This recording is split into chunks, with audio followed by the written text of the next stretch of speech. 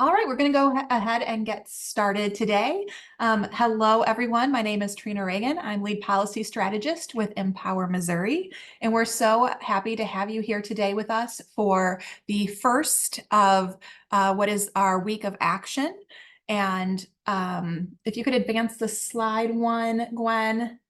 Just a quick reminder for everyone that this is our first event of the week. And so please feel free to visit our website and sign up for any of the remaining events that we'll be having this week. If you'd like to join us for some of our other lunch and learn hours or for our day of action in the Capitol that's coming up this Wednesday. And we have a full packed agenda for us today. And so we're going to jump right in. This is just a quick view of your agenda. And I want to start us out with a little bit of networking. And then we can bounce back to this, Sarah, if are you going to cover the agenda for us? I think Gwen will. Okay, great. So why don't we go ahead one more slide, and I'm going to put all of you into breakout rooms just for the next 5 minutes. This is a chance to network, get to know one another, and just share within your breakout rooms your name, your organization, and what prompted you to join us today for this session. So let's see. All right, it looks like everyone should be returning now from the small group breakout rooms. Hopefully you had a chance to say hello and make some friends and maybe reacquaint yourself with someone who you've already crossed paths with. At this point, I would like to hand today's session over to our Advocacy Director Extraordinaire, Sarah Owsley, who is going to walk us through the mystical and magical process of how a bill becomes a law. Yeah, thank you so much, Trina. I don't know if mystical and magical is too far off. I do want to share that this is a little bit weightier of a training session. And we had kind of planned those out before we knew that we would have a little bit weightier or like longer of a issue area education today. So we're going to run through very quickly the bill making process, the lawmaking process in Missouri. And if you have questions after, put them in the chat. I'm going to be hanging out. I will answer those in the chat as Gwen is speaking, because I don't want to infringe too much on her time. Our next slide is kind of the general lawmaking process. I do like to share every time that I train this that a lot of our folks are unfamiliar with the process. They feel confused by the process. It feels like a thing we should know, sort of. We remember from high school a little bit. And that is intentional, right? The process is intentionally complicated. It's intentionally hard to understand. It is not just you. It is the way that the process is designed. And so if you are struggling to fully understand it, that's pretty normal. In Missouri, we have a bicameral system, just like the national House and Senate. We have a House and Senate here in Missouri, and a bill is introduced in either of those two chambers here in Missouri. That bill can be filed. There's not a restriction that a lawmaker has to file a certain type of bill, whatever. They are able to file whatever bills that they would like to in the House or the Senate, and then it is assigned to a committee. That committee theoretically should have lawmakers that are familiar with a specific issue area. So all the bills that go to the Transportation Committee, for example, that committee should be made up of lawmakers who have professional or personal experience in the transportation sector before becoming a lawmaker or during their time as a lawmaker. That's not always perfect, but that's the theory. That's the idea, right? And so it is heard by a group of lawmakers who should have some expertise. It's a smaller group who should have some expertise in the issue area. And that is a place where advocates can come and offer testimony. You'll hear us talk about the testimony process and how we can influence legislation as it moves. A lot of that happens in the public hearing, in the committee hearing process. That is when the public is invited to come and talk about that bill, what's good, what's bad, what they might know about it, what their feelings are, et cetera. It is then voted out of that committee approximately a week or more later, and is moved to the floor. So the full body, the full Senate or the full House, whichever committee or whichever chamber heard it first, the full body will hear that bill.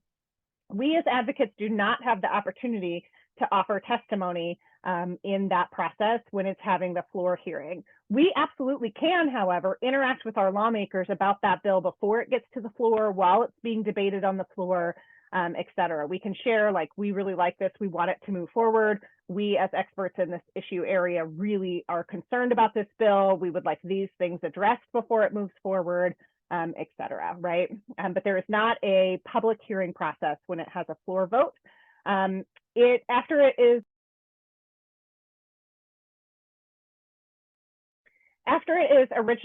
voted on in the originating chamber, we then move it through the committee process in the other chamber again. So if it was originally a House bill, it went to a House committee, it was voted on in the House, it goes over to the Senate, it starts that process again, goes through a committee hearing, it gets a floor vote, et cetera.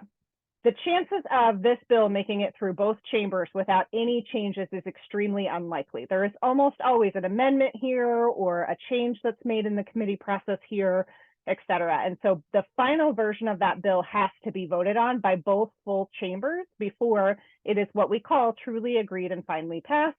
That bill then goes to the governor. Most of the time in Missouri, those law changes go into effect on January 1st. You may see bills that have an accelerated date of August 28th. Sometimes that happens. There is also the ability for lawmakers to choose kind of a random date and make that the day that the bill is effective. So it's not, officially always January 1st, but most of the time that's what it is. The next slide here is sort of some demystification of the lawmaking process. Like I said, it feels confusing and hard on purpose. As I shared, Missouri has a bicameral system, meaning we have a House and a Senate. They have to work together to pass bills. In Missouri, we have 34 senators and 163 House reps when everybody is in office. There are occasionally, open seats, but not super commonly. Bills have to be sponsored by a lawmaker, but they often are not written by that lawmaker. In fact, advocates often bring finalized versions of language that we would like to see passed. So there's a good opportunity for advocacy in that space. Advocates have the best chance of influencing legislation before it is filed, because we can say this is exactly what we want the bill to say. It is also in the committee hearing process that we can say, like, here is exactly what we want this bill to say. The next slide, I think, will share a little bit more about the process. Often you will generally just see bills that are House bill number or Senate bill number, right? And that tells us if it was sponsored in the House or the Senate. We might also, and we're seeing more of them this year, see House joint resolution and Senate joint resolutions. That generally means that the full state has to vote on that bill. It usually means it's got like a tax implication or it's a change to the Constitution. So those are more serious bills that even if they pass the bill, right, that doesn't mean it becomes the law. It means the Missouri voters will vote on it. Towards the end of session, remember that process where the House and the Senate version have to be sort of rectified. They have to come together. You'll often hear then that bill number change. We won't refer to it as the same bill number we've been using all session. We'll say it's the House committee substitute or the Senate committee substitute. And sometimes it's very fun because it'll be the House committee substitute for the Senate committee substitute for the House bill number, which is just really great. Those are further along in the process and they are close to being passed. And then finally, it's important to remember that in Missouri, lawmakers can file similar or the same version of the same bill, both in the House and Senate, but also like within the House, you may have 5 different sponsors of the exact same language. That gives the bill a higher chance of moving forward. It means more folks like it. And so it's not a problem. I often have new advocates say, like, this bill was sponsored in both the House and the Senate. Which one do we work on? You're going to work on both of them because we have a higher chance of getting that bill through the process then. And then I just have one more little slide for you just to share some differences between the U.S. system versus the U.S. national system versus the Missouri state system. In the federal government, bills originate in the House of Representatives. In Missouri, they can originate in both chambers. Missouri does not have a pocket veto, so I feel like we hear less about that lately, but it's an important thing for us to know. If a bill is not signed by the governor of Missouri, it still becomes the law. We do not have a pocket veto. The governor has to actually veto that bill. Also, as with all sort of government systems, right, they are more and more accessible as we get closer and more regionalized. So the process in Missouri is very accessible. You can reach your House and Senate member, you can interact with them. They are happy to hear from you, which is a little bit different than going and trying to meet with your federal House member or senator. It's much less likely that you're going to interact with those folks. But here in Missouri, it's very accessible. So that's all I wanted to share about that. Please put your questions in the chat box. I want to make sure Gwen has plenty of time to talk about this really important bill that we're going to work on today.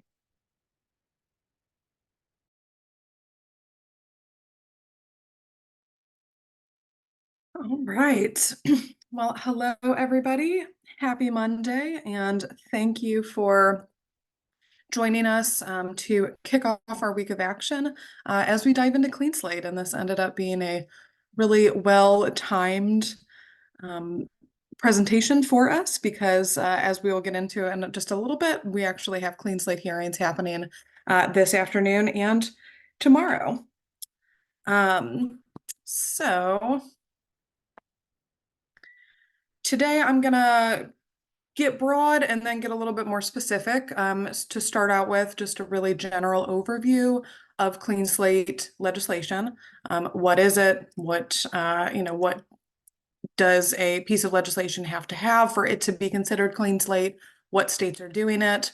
And then we will talk a little bit more about why we need Clean Slate so badly in Missouri, our current expungement process, the obstacles that presents for folks, the collateral consequences of a record, why do we need record sealing in the first place, and then we'll get into the policy specifics of the Clean Slate proposals that are on the table this year and talk about some ways for attendees today to take action towards supporting those. So what do we mean when we say Clean Slate? Clean Slate is the fancy term for automated expungement legislation. Definitely sounds a little bit more catchy, I think, than automated expungement. So for a state law to meet Clean Slate initiative standards, and CSI is a national policy group that works on Clean Slate issues in all different states and at the federal level. So to meet CSI standards for Clean Slate legislation, it's got to include the automation of record clearance. So it's got to happen automatically with no effort being put on behalf of the individual. It's automated within the state departments that are responsible for record sealing. Automatic clearance upon eligibility of the record. So if someone is eligible for their record to be cleared or sealed, we'll get into what the difference between those two terms are in just a moment, then it would happen automatically. There's not an additional waiting period. It has to include arrest records. So when someone is arrested and then not charged with the crime, oftentimes that arrest record is still hanging out on every private background check that might be run on that individual, getting them into all kinds of issues, whether it's for trying to get a job, trying to get housing. So it has to include the inclusion of arrest records and also needs to include at least some misdemeanor records. And then CSI also strongly recommends for laws to include eligibility of at least one felony record. And in Missouri, I'm proud to say that we meet all of those standards and also are proposing the inclusion of felonies. So 10 states so far have passed laws that are considered Clean Slate legislation. Pennsylvania was the first state to pass Clean Slate, and they have gone back now 3 times and expanded and improved upon the legislation each time. Utah, when we are talking to folks in Missouri, we're often trying to point out other red states. So states like Utah or like Oklahoma or like Colorado, which not quite a red state, but definitely veers a little bit more conservative when it comes to criminal justice, are really good kind of beacon indicators for us to say, hey, we can get this done in Missouri as well. 7 states have current Clean Slate campaigns going on, including Missouri, our neighbors, Illinois and Kentucky, New York, Texas, Minnesota, and Oregon. And you can just see here, the teal color is a state with a current campaign, and the darker blue color is a state that has a current Clean Slate law in place. So who benefits from Clean Slate? Who are we talking about as the stakeholders here? There's not really anybody that's exempt from this list. First and foremost, people with a criminal record and their families. Whether that's a criminal record that includes a conviction or just includes an arrest record. We know that all of these different forms of records really hold folks back from a lot of opportunities, housing, education, jobs, and folks' families depend on them. And so when someone with a record is being held back because of that record, everybody from the family is being held back. The criminal legal system itself, the courts, will not be as burdened with the transactional cost of record clearing petitions. It's a very time consuming process and can really kind of gum up the workload of a lot of the courts. So that, is a simplification of the process there. Missouri taxpayers, Missouri is going to save taxpayer dollars, both from the reduced incarceration tied to reduced recidivism, and from the reduced load on the court system. The economy is going to benefit as qualified job seekers are able to re-enter the labor force and access higher paying positions. And communities will be safer due to lower recidivism rates as more folks with a criminal record are able to move on with their lives and provide for their families. And we've got some pretty compelling statistics that I'll share in a little bit that point to all of these benefits being true. So talking about a big initiative like this, the first question that a lot of people have are, how are we going to pay for that? How much is this going to cost us? So looking at the implementation of Clean Slate in Pennsylvania, we believe that there will be less than $5 million in cost for the tech upgrades that would be needed to kickstart the program. And most of these costs are going to be upfront one-time costs with minimal recurring costs. We're really talking about overhauling a system and then having a system that functions differently. And so the system, functioning differently, functioning through automation rather than a petition-based system is going to be saving money each year afterwards. As expungements increase across the state, we expect Clean Slate's costs to be covered by the additional revenue generated by that increased economic activity. And our friends at the Missouri Budget Project have put together a really useful double-sided one-pager on this, and we will share a link to that at the end. So what does our current expungement process look like? Why do we need Clean Slate?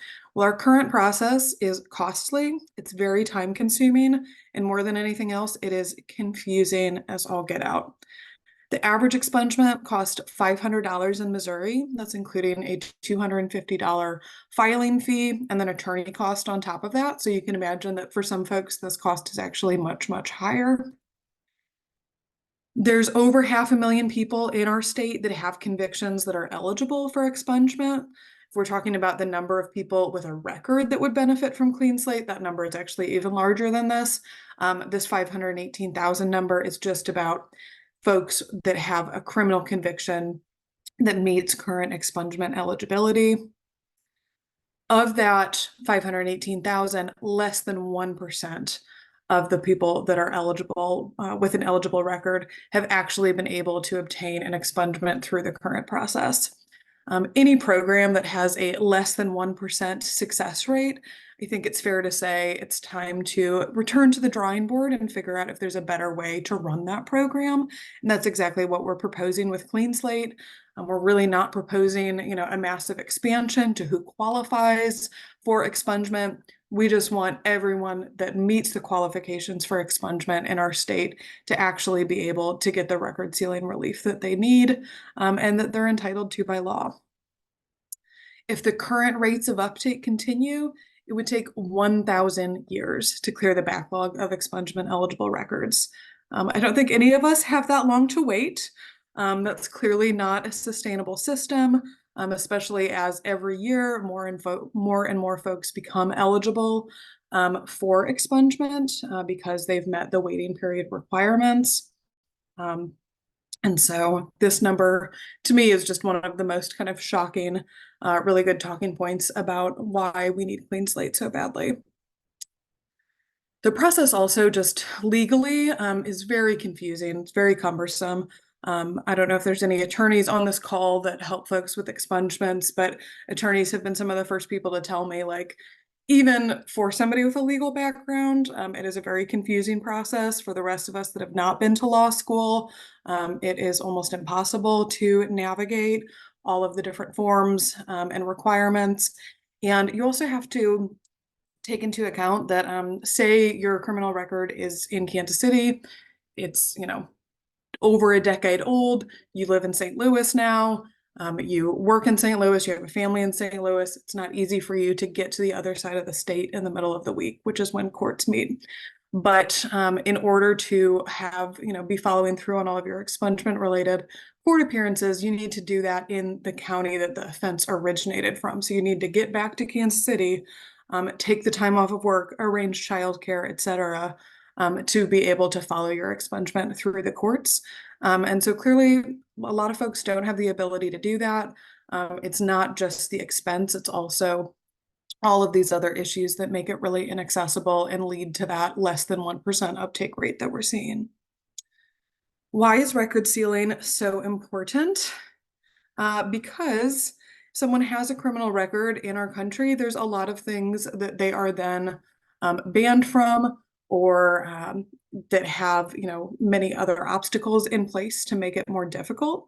And generally, we talk about these kinds of hidden cost as collateral consequences. So things outside of your sentence of punishment, you've finished your time in prison or in jail, you've served your period on probation, but you're still being punished in some capacity, you're still being banned from something, or facing obstacles. Those are all considered collateral consequences. And those kind of run the gamut. We're talking about limited housing options, a lifelong reduction in earning potential, undermining family stability. It's not just the individual that bears the burden of this, right? It's everybody that depends on them, difficulty in accessing education, and limited employment opportunities. We know that applicants with a record are only half as likely as other job seekers to get a call back, from a potential employer. There are nearly 50,000 state and federal regulatory restrictions that limit folks with records from accessing employment, from accessing occupational licensing, housing, public benefits, voting, education, and other opportunities. In our state, this also includes the ability to serve on a jury, the ability to hold a commercial driver's license, depending on your offense, and even serving as a docent on your kid's field trip.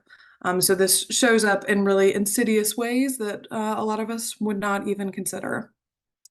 And as you can imagine, there's an emotional weight, there's a mental burden that comes on top of these, wondering if the people that you're employed with at a new job are going to find out about your record and feel differently about you, or if your employer is going to hold that over your head as a reason for early dismissal. It carries with it a lot of mental and emotional baggage and weight, in addition to these actual restrictions that we're talking about. And so background checks have become very insidious in that they are used frequently, and the data that they're pulling from is large. And so even, a record that's very old, that's only an arrest record, for example, could still be getting pulled up by one of these private background checks. They're used by 2 in 3 colleges, nearly 9 in 10 employers, and 8 in 10 landlords.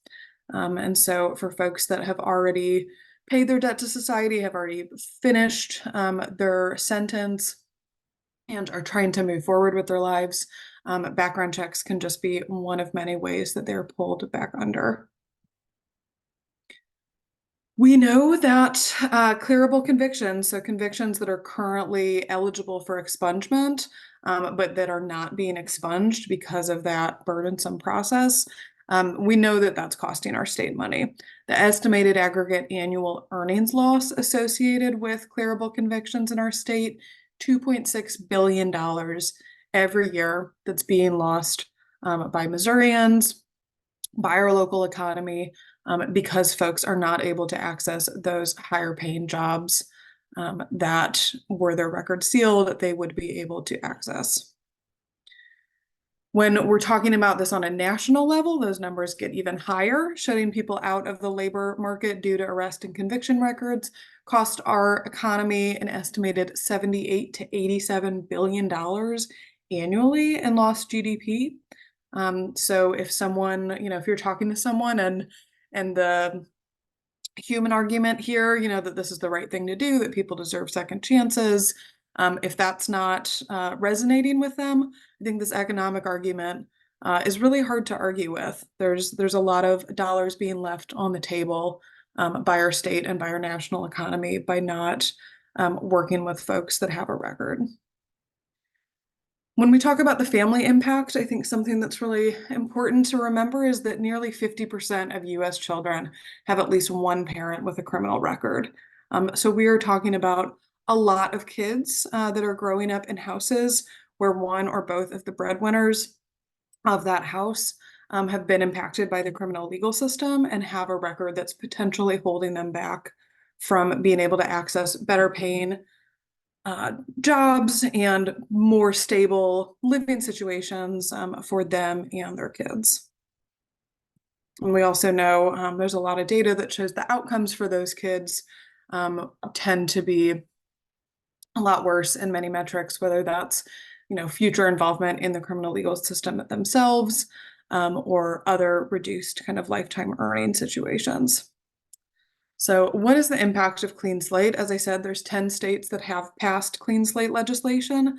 So we are able to kind of start to see what that impact looks like in states that have passed automated expungement laws. We know that across the board, it would provide fairness, safety, and second chances. Again, we're talking about extending automated expungement only to folks that are currently eligible and are not able to access it because of the red tape, the expenses, all of the bureaucracy that surrounds our current petition-based system. Clean Slate would offer safety to our state. I'll get into that stat in just a minute of how we actually know that expungement improves the safety of a community by reducing recidivism outcomes. And it would provide second chances for people that have already served their sentence, that have not had any additional criminal offenses, and are ready to just be beyond that part in their lives. Nobody wants to have one of the worst things, the worst days of their life continuously being hung over them and, being given as the reason for not being able to advance in life. And so a meaningful second chance, unfortunately, can really only come through record sealing.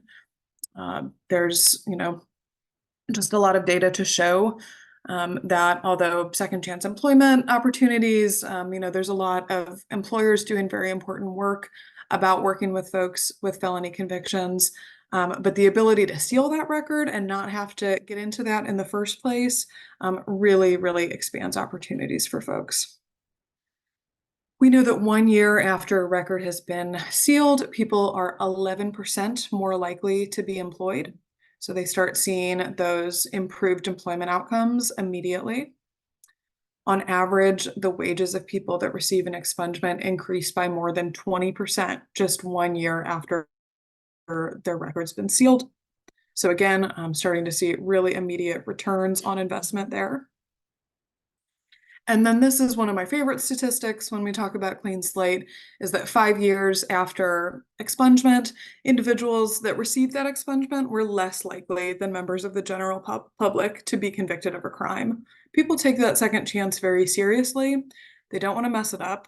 And they're being granted opportunities. Doors are opening that were previously closed to them. And they're really able to move on in a more meaningful way, to access better paying jobs, to move into a safer and more stable neighborhood and housing situation than maybe they had been previously. And so expungement, offering, real and meaningful paths forward for folks with records means that we are living in a safer community across the board. So just checking the chat. I'll definitely answer any questions at the end. Current legislation, we have a couple bills on the table right now that I want to dig into. So this is year 2 for us with Clean Slate legislation being filed in Missouri. And this year we have multiple Clean Slate bills. There are 4 to be exact. Our sponsors from our 2023 legislation, Senator Curtis Trent and Representative Phil Cristofanilli, have both refiled for Clean Slate. Senator Trent is from the Springfield area, and he filed Senate Bill 1161. Senator Brian Williams, who is a Democrat, and the other 3 sponsors that I'm talking about are Republicans. Senator Williams has been an advocate for expungement for many years, has been behind some of the changes to our current petition-based expungement system. So it only makes sense that he is also an advocate for automating the process and making it accessible for everybody. He's filed Senate Bill 763. These Senate bills are identical, and they are actually going to be heard in just a short hour and a half today at 2 p.m. in the Senate Judiciary Committee. Our 2023 House sponsor, Representative Cristofanilli from St. Charles, filed House Bill 2108. And then Representative Justin Hicks, who's also out of the St. Charles area, last year had filed an independent expungement bill. And this year we worked with him on revising the language, bringing it kind of into the standards set forth by the Clean Slate Initiative.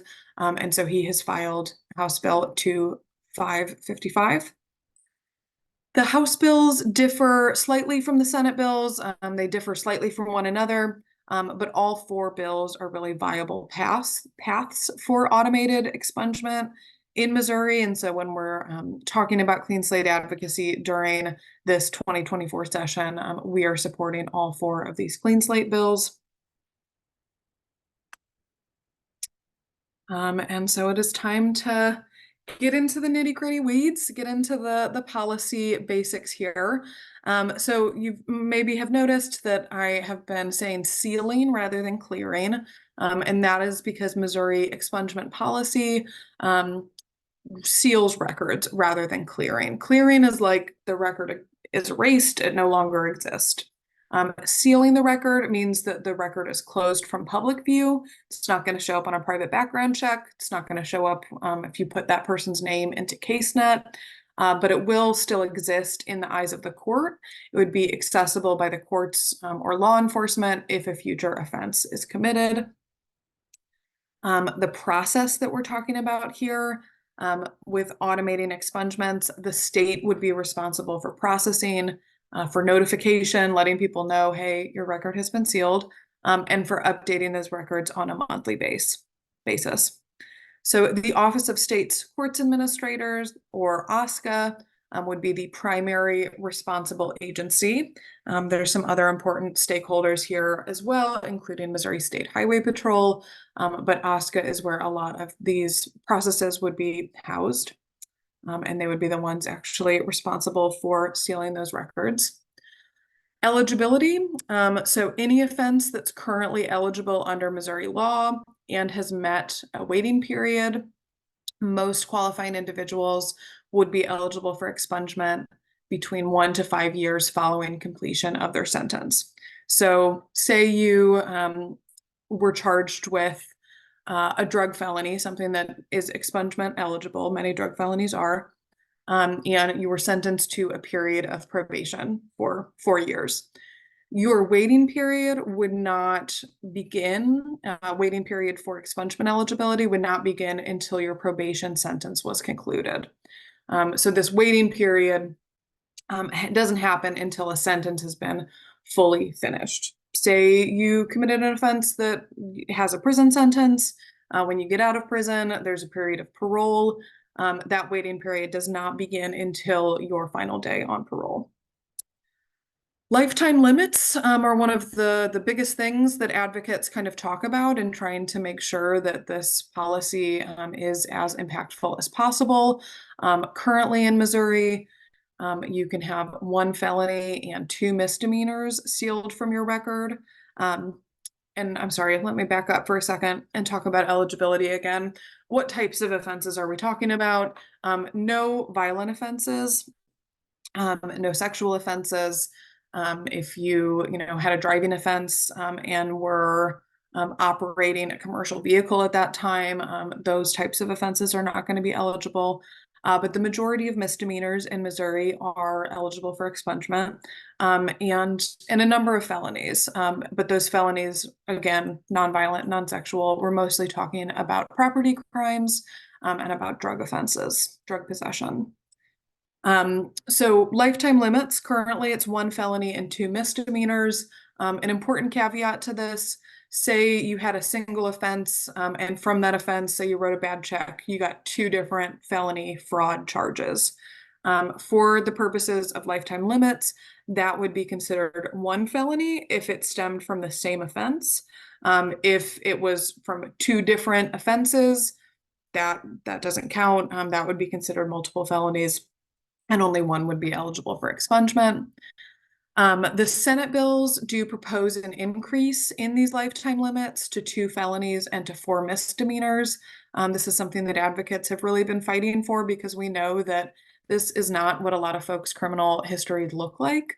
It's relatively rare that someone only has a singular felony from a singular incident on their record, especially if addiction or cyclical poverty were underlying factors in their felony offenses. It's more likely that there was maybe a pattern of behavior and a couple charges. So we know that really to have the biggest impact, we would like to see these lifetime limits be increased. So those Senate bills do propose an increase. The House bills would not change the limits. And important to note here, again, Pennsylvania, kind of our standard for Clean Slate because they passed it first. They've been back at it 3 times now. Each time they've been expanding it. So if we're able to get Clean Slate with lifetime limits as they currently are, that's nothing to say that we would not be able to return in future sessions and bump those lifetime limits a little bit higher. So court debt, we know that fines and fees can be extremely exorbitant, very difficult for folks to pay, especially if they're being locked out of well-paying jobs because of a record. So our legislation states that fines and fees would not need to be paid in advance of expungement. They would still need to be paid, but not as a prerequisite. The only exclusion to that is around unpaid restitution. So if it's victim restitution tied to a specific offense, if that's the offense that you're trying to have, have expunged, that would still need to be paid in full before you would become eligible. A state fund, Missouri Expungement Fund, would be created within the state treasury. Money from this fund would be used to cover any costs related to the automated expungement process. When it comes to implementation, the state would have 3 years to put the proposed changes into effect. And around reporting requirements, starting 2 years after going into effect, annual reports to the judiciary committees of the Senate and the House would be required to ensure compliance and effectiveness. We want to make sure that everything is running smoothly. And so those annual reports would go a long way to do that. So a couple differences that I want to highlight between our language last year and our language this year. The updates that were made were really based on stakeholder feedback to try to increase the viability of the legislation. We want this legislation to have as good of a chance of passing as possible while still being impactful. And one of the biggest differences here is when we're talking about retroactivity. So in 2023, the language proposed would have been retroactive for all past records. In 2024, the legislation that's been filed would be retroactive only for digital records, at least at the outset of Clean Slate. This change was made in response to what we're seeing with the current climate around marijuana expungements that were mandated by the passage of Amendment 3. Those expungements have been jammed up in the courts due to paper records and confusing charge codes, and unfortunately have kind of been coloring some people's perceptions around the feasibility of Clean Slate. And so focusing, at least to begin with, only on retroactive retroactivity for digital records would bypass having to deal with all of those paper records. Lifetime limits, I mentioned. The current lifetime limits that have been proposed in 2023, we were seeking to increase lifetime limits to 3 felonies and 5 misdemeanors. So you can see that that's been pared down a little bit in the bill proposals this time around. And advocacy in action.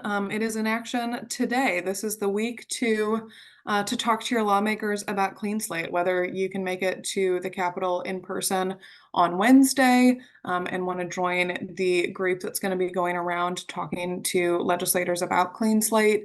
If you can't make it to the Capitol for Day of Action, you can still have your voice be heard. Tomorrow, let me just not skip ahead of myself. So today at 2 p.m., Senate Judiciary is hearing the Clean Slate bills, so Trent and Williams bills. The Senate does not allow for online testimony submission, but you can still email your written testimony or your support for Clean Slate to members of the Senate Judiciary Committee, which is linked there, and we'll be sharing these slides, I believe. Clean Slate bills, Hicks and Cristofanelli's bills in the House are going to be heard in House General Laws tomorrow. It says 1:30 p.m. That is a typo on my part. It is 2 p.m. And the House does allow for the submission of online testimony. So even if you're not able to make it in person, you can still submit your House testimony online. And if you don't want to submit testimony, but you still want to contact those House members in general laws, you can do that using our call to action template. And Trina or Sarah, if you haven't already, could you put that call to action template link in the chat?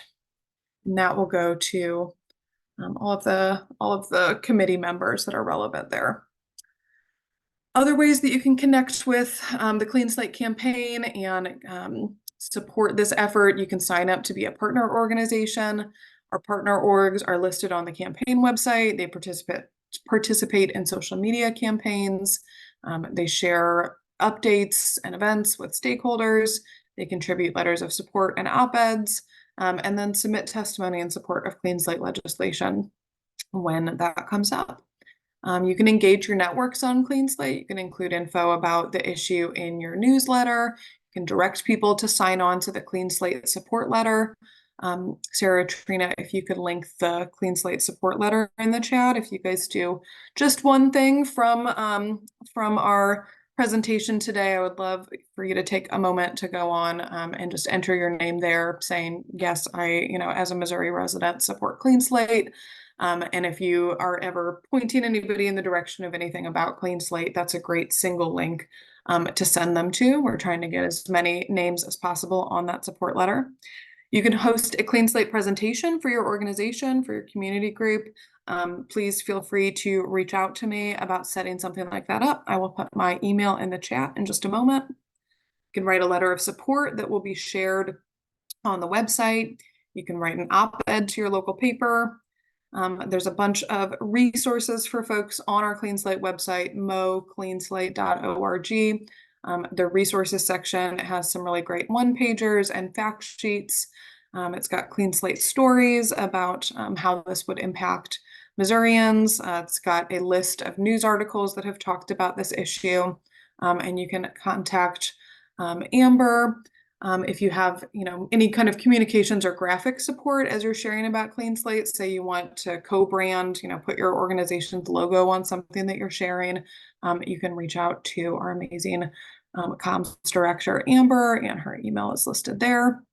And then these are just a couple of resources that I had mentioned. Missouri budget projects, economic analysis. This is a great one to print out and to share with folks and to kind of show how Clean Slate would come back to us and benefit the Missouri economy. Oh no, I shouldn't have gone out.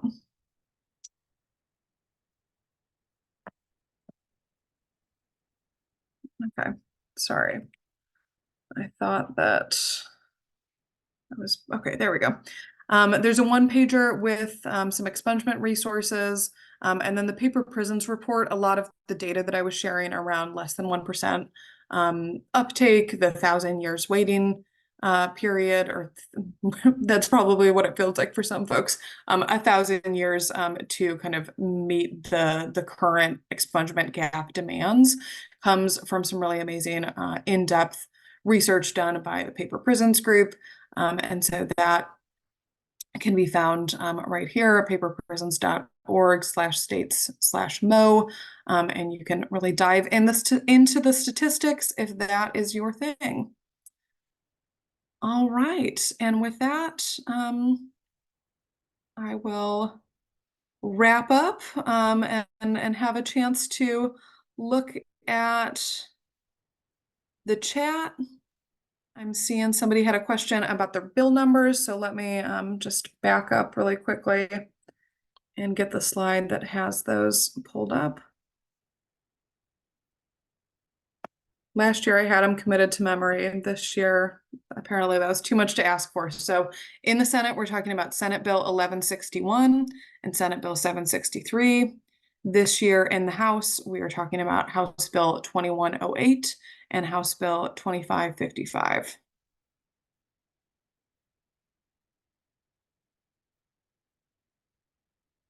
Trina, are there any other questions in the chat that I have missed? Nope, there are no more questions. The other question we got was that you put so many great links and resources in this slide deck. Folks were asking if we would be sending it out afterwards, and I believe we will be sending out the recording, and we can also share the slide deck so that you have those links. And Excellent. let's see if we have any more questions come back.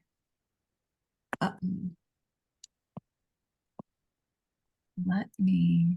Hope I'm not giving you guys whiplash as I go through all of these slides. Get us back to where we started.